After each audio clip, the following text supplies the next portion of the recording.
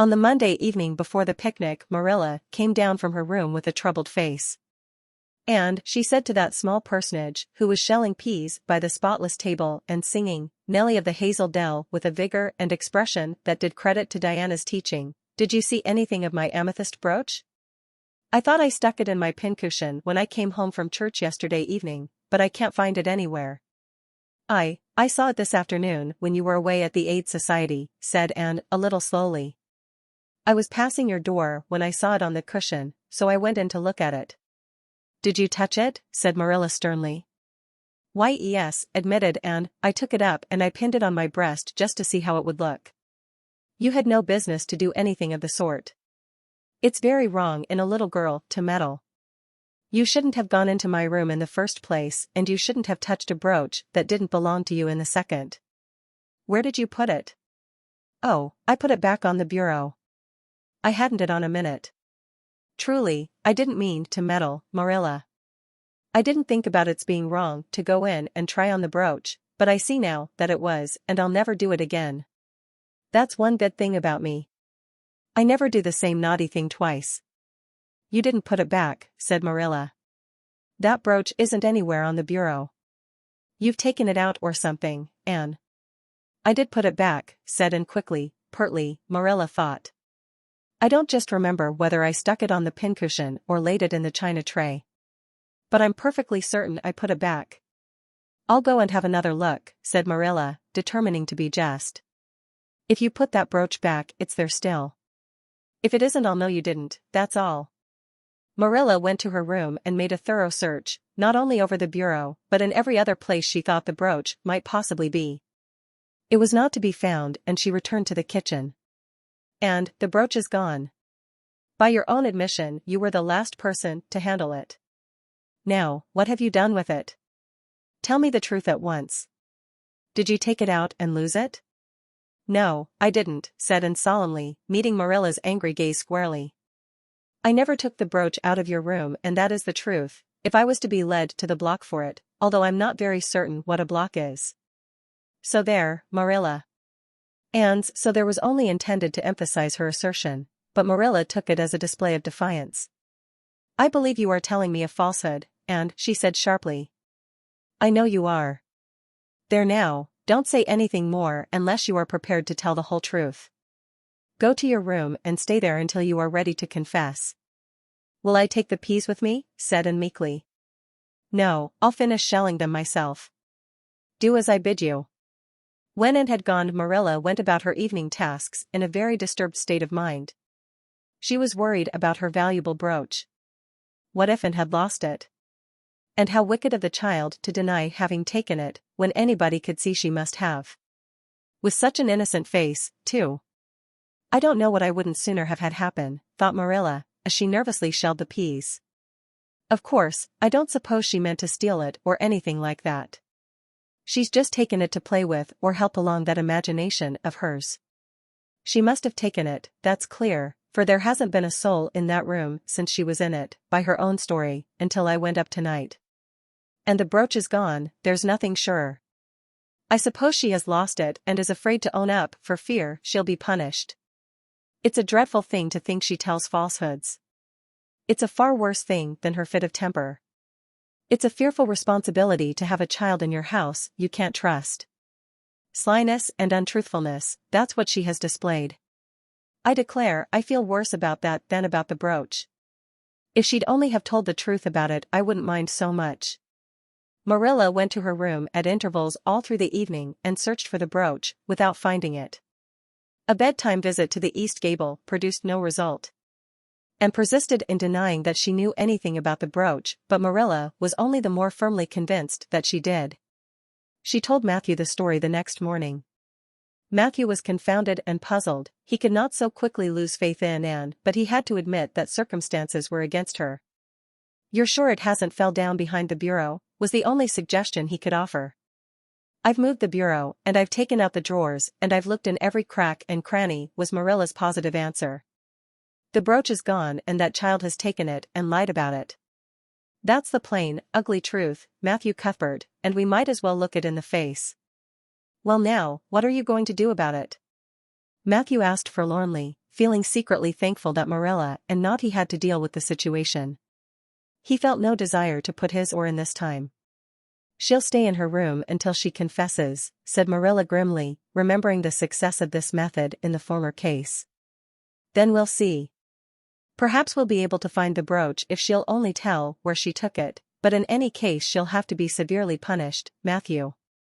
"Well now, you'll have to punish her," said Matthew, reaching for his hat. "I've nothing to do with it, remember. You warned me off yourself." Marilla felt deserted by everyone. She could not even go to Mrs. Lynde for advice.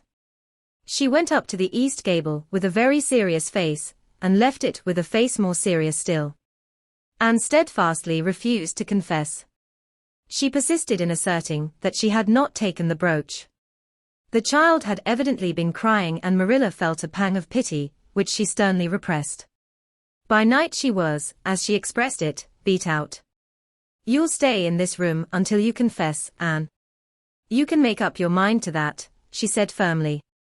"But the picnic is tomorrow, Marilla," cried Anne. "You won't keep me from going to that, will you? You'll just let me out for the afternoon, won't you? Then I'll stay here as long as you like afterwards cheerfully. But I must go to the picnic." "You'll not go to picnics nor anywhere else until you've confessed, Anne." "Oh, Marilla," gasped Anne. But Marilla had gone out and shut the door. Wednesday morning dawned as bright and fair as if expressly made to order for the picnic. Birds sang around Green Gables. The Madonna lilies in the garden sent out whiffs of perfume that entered in on viewless winds at every door and window, and wandered through halls and rooms like spirits of benediction. The birches in the hollow waved joyful hands, as if watching for Anne's usual morning greeting from the east gable. But Anne was not at her window. When Marilla took her breakfast up to her, she found the child sitting primly on her bed, pale and resolute, with tight-shut lips and gleaming eyes. "Marilla, I'm ready to confess." "Ah?" Marilla laid down her tray. Once again her method had succeeded, but her success was very bitter to her. "Let me hear what you have to say then, Anne." "I took the amethyst brooch," said Anne, as if repeating a lesson she had learned. "I took it just as you said. I didn't mean to take it when I went in. But it did look so beautiful, Marilla, when I pinned it on my breast, that I was overcome by an irresistible temptation. I imagined how perfectly thrilling it would be to take it to Idlewild and play I was the Lady Cordelia Fitzgerald. It would be so much easier to imagine I was the Lady Cordelia if I had a real amethyst brooch on. Diana and I make necklaces of roseberries, but what are roseberries compared to amethysts? So I took the brooch. I thought I could put it back before you came home. I went all the way around by the road to lengthen out the time. When I was going over the bridge across the lake of shining waters, I took the brooch off to have another look at it. Oh, how it did shine in the sunlight. And then, when I was leaning over the bridge, it just slipped through my fingers, so, and went down, down, down, all purple sparkling, and sank forevermore beneath the lake of shining waters. And that's the best I can do at confessing, Marilla. Marilla felt hot anger surge up into her heart again. This child had taken and lost her treasured amethyst brooch, and now sat there calmly reciting the details thereof without the least apparent compunction or repentance. "Anne, this is terrible," she said, trying to speak calmly. "You are the very wickedest girl I ever heard of." "Yes, I suppose I am," agreed Anne tranquilly. "And I know I'll have to be punished." "It'll be your duty to punish me, Marilla. Won't you please get it over right off, because I'd like to go to the picnic with nothing on my mind." "Picnic, indeed. You'll go to no picnic today, Anne Shirley. That shall be your punishment. And it isn't half severe enough either for what you've done. Not go to the picnic." Anne sprang to her feet and clutched Marilla's hand. "But you promised me I might." "Oh, Marilla, I must go to the picnic. That was why I confessed. Punish me any way you like but that. Oh, Marilla, please, please, let me go to the picnic. Think of the ice cream. For anything you know, I may never have a chance to taste ice cream again." Marilla disengaged Anne's clinging hands stonily. You needn't plead, Anne. You are not going to the picnic, and that's final. No, not a word. Anne realized that Marilla was not to be moved. She clasped her hands together, gave a piercing shriek, and then flung herself face downward on the bed, crying and writhing in an utter abandonment of disappointment and despair. For the land's sake, gasped Marilla, hastening from the room. I believe the child is crazy. No child in her senses would behave as she does. If she isn't, she's utterly bad. Oh dear, I'm afraid Rachel was right from the first. But I've put my hand to the plow and I won't look back. That was a dismal morning. Marilla worked fiercely and scrubbed the porch floor and the dairy shelves when she could find nothing else to do. Neither the shelves nor the porch needed it, but Marilla did. Then she went out and raked the yard. When dinner was ready, she went to the stairs and called Anne. A tear-stained face appeared, looking tragically over the banisters. Come down to your dinner, Anne. I don't want any dinner, Marilla, said Anne, sobbingly. I couldn't eat anything. My heart is broken. You'll feel remorse of conscience someday, I expect, for breaking it, Marilla, but I forgive you. Remember when the time comes that I forgive you. But please don't ask me to eat anything, especially boiled pork and greens. Boiled pork and greens are so unromantic when one is in affliction. Exasperated, Marilla returned to the kitchen and poured out her tale of woe to Matthew, who, between his sense of justice and his unlawful sympathy with Anne, was a miserable man. Well now, she shouldn't have taken the brooch, Marilla, or told stories about it, he admitted, mournfully surveying his plateful of unromantic pork and greens as if he, like Anne, thought it a food unsuited to crises of feeling. But she's such a little thing, such an interesting little thing. Don't you think it's pretty rough not to let her go to the picnic when she's so set on it? Matthew Cuthbert, I'm amazed at you. I think I've let her off entirely too easy. And she doesn't appear to realize how wicked she's been at all. That's what worries me most. If she'd really felt sorry, it wouldn't be so bad. And you don't seem to realize it, neither. You're making excuses for her all the time to yourself. I can see that. Well now, she's such a little thing, feebly reiterated Matthew. And there should be allowances made, Marilla. You know she's never had any bringing up. Well, she's having it now, retorted Marilla. The retort silenced Matthew if it did not convince him.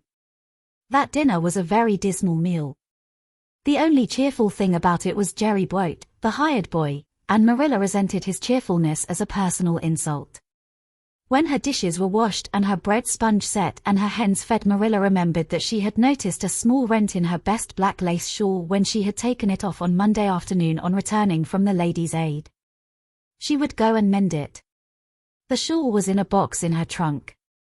As Marilla lifted it out, the sunlight, falling through the vines that clustered thickly about the window, struck upon something caught in the shawl, something that glittered and sparkled in facets of violet light. Marilla snatched at it with a gasp. It was the amethyst brooch, hanging to a thread of the lace by its catch. Dear life and heart, said Marilla blankly, what does this mean? Here's my brooch safe and sound that I thought was at the bottom of Barry's pond. Whatever did that girl mean by saying she took it and lost it?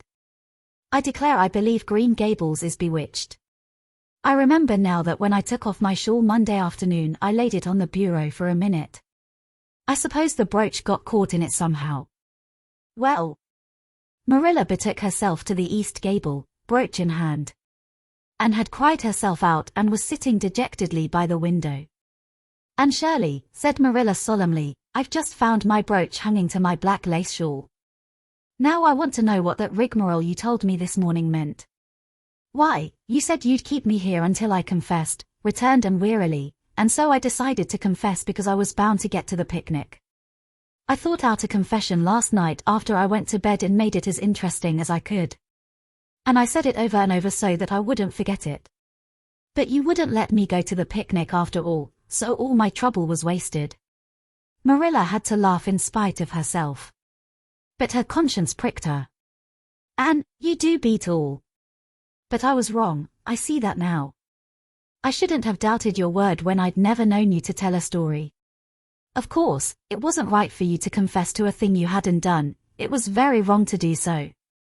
But I drove you to it. So if you'll forgive me, Anne, I'll forgive you and we'll start square again. And now get yourself ready for the picnic. Anne flew up like a rocket. Oh, Marilla, isn't it too late? No, it's only 2 o'clock. They won't be more than well gathered yet and it'll be an hour before they have tea. Wash your face and comb your hair and put on your gingham. I'll fill a basket for you. There's plenty of stuff baked in the house. And I'll get Jerry to hitch up the sorrel and drive you down to the picnic ground. Oh, Marilla, exclaimed Anne, flying to the washstand. 5 minutes ago I was so miserable I was wishing I'd never been born and now I wouldn't change places with an angel. That night a thoroughly happy, completely tired out and returned to Green Gables in a state of beatification impossible to describe. Oh, Marilla, I've had a perfectly scrumptious time. Scrumptious is a new word I learned today. I heard Mary Alice Bell use it. Isn't it very expressive? Everything was lovely. We had a splendid tea and then Mr. Harmon Andrews took us all for a row on the Lake of Shining Waters, 6 of us at a time. And Jane Andrews nearly fell overboard. She was leaning out to pick water lilies and if Mr. Andrews hadn't caught her by her sash just in the nick of time she'd fallen in and probably been drowned. I wish it had been me. It would have been such a romantic experience to have been nearly drowned. It would be such a thrilling tale to tell. And we had the ice cream. Words fail me to describe that ice cream. Marilla, I assure you it was sublime. That evening Marilla told the whole story to Matthew over her stocking basket. I'm willing to own up that I made a mistake, she concluded candidly, but I've learned a lesson. I have to laugh when I think of Anne's confession, although I suppose I shouldn't for it really was a falsehood. But it doesn't seem as bad as the other would have been, somehow, and anyhow I'm responsible for it. That child is hard to understand in some respects. But I believe she'll turn out all right yet. And there's one thing certain, no house will ever be dull that she's in.